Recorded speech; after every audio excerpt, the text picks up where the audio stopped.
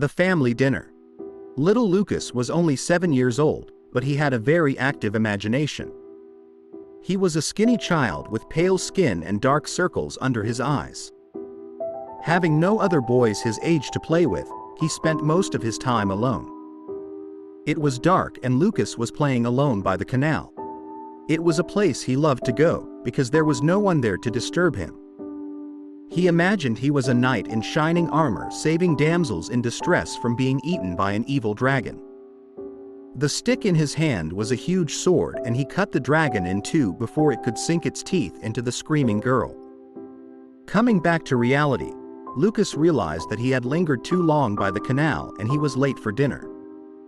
He cringed as he imagined his mother scolding him. Picking up his pace, he hurried towards home.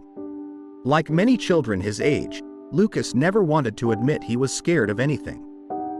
However, in the darkness, the road home looked strange and unfamiliar. He lived near a cemetery, but that was not what scared him. Ever since he was a baby, his parents had taught him that he had nothing to fear from the dead.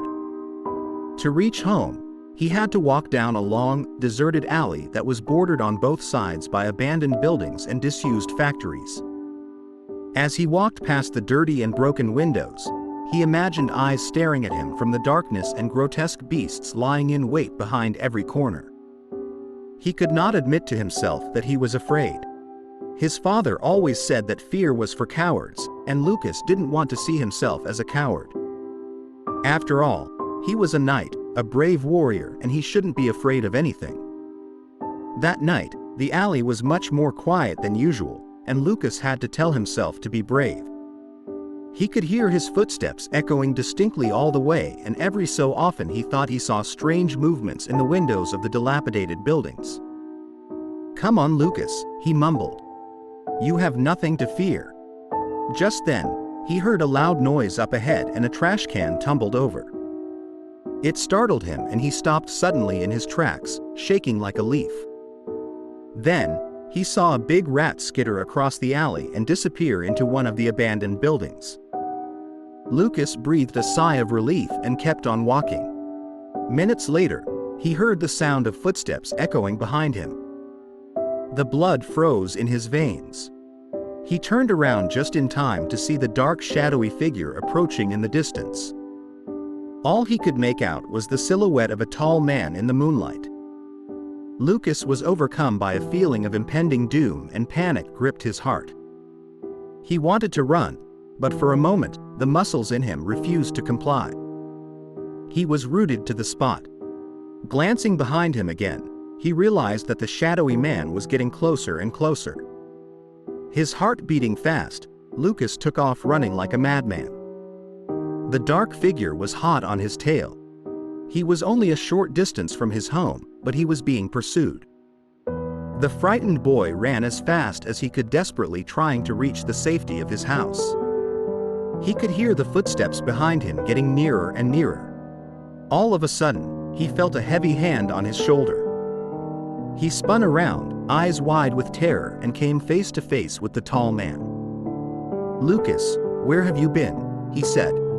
It was the voice of his father. A wave of relief washed over the little boy and his knees stopped shaking. He was safe at last. "Your mother's been worried sick," his father sighed, shaking his head. "I forgot what time it was," mumbled Lucas. His father took him by the hand and led him home. When they walked into the kitchen, his mother got up from the table. She had a frown on her face. "What time do you call this?" she scolded. "You're late for dinner, young man." "Sorry, Mom," Lucas replied, hanging his head. "It won't happen again." "Well, what are you waiting for?" she said. "Set the table while your father gets dinner ready."